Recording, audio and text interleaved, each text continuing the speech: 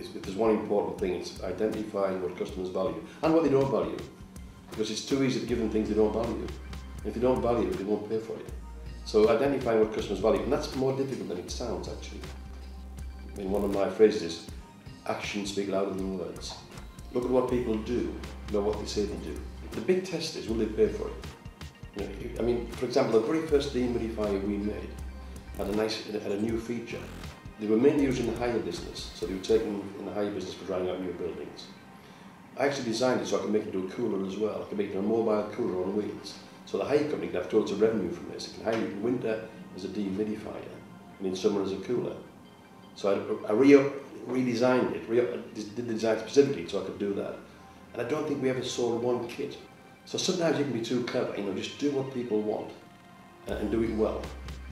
Do it in a timely way and get the price right. I always thought to be an entrepreneur you had to have this spark of an idea, this kind of like this thing that you ran with, and this idea, like, I don't know, inventing an iPod or inventing, you know, something that people will want to go and buy.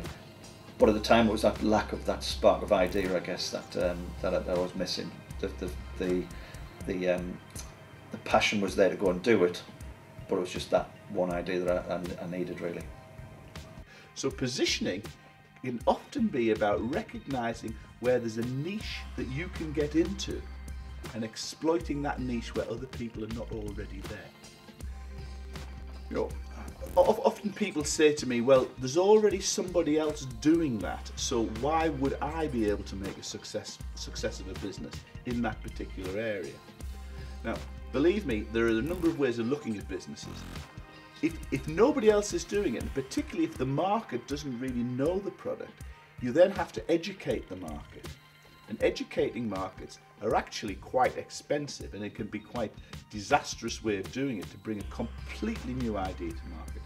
Often the best idea is to be on the shoulder of somebody else who's actually established the market there, and you just do it better. One of the things I've always learned is the people who will be able to tell you what the best features of your product are your customers. If you don't put the thing out in the first place, your customers will never be able to give any feedback. Get it out there, get your customers to tell you what they like, what they don't like, and then adapt and develop it. 1.0 becomes 1.1, 1.1.1, and so on and so forth. And that's the way that all products, and particularly in my business in software, should be developed. When I'm thinking about starting a business, the criteria I look for in an idea is that it's got to be a genuine business model. It's got to actually be a business. I'm going to have to make some money out of it. It's going to have a size and scale which actually makes it worth the effort. Scalability is quite important. Often people do businesses which are no bigger than their corner shop or their local area. I try to look at businesses which can work on a global scale. How do you know if the idea is really as good as you think it is? How do you know? Often when people start in business, they go full blast straight away. And actually I think what you should do is you should test the water a little bit. Now, if it's a technology business, then you've got to build a prototype. If it's a manufacturing business, then you've got to build a test model. And what you've got to try and do is try it out so that you're not committing yourself totally. Now, sometimes that's difficult because the model can only be proved when it's on a bigger scale.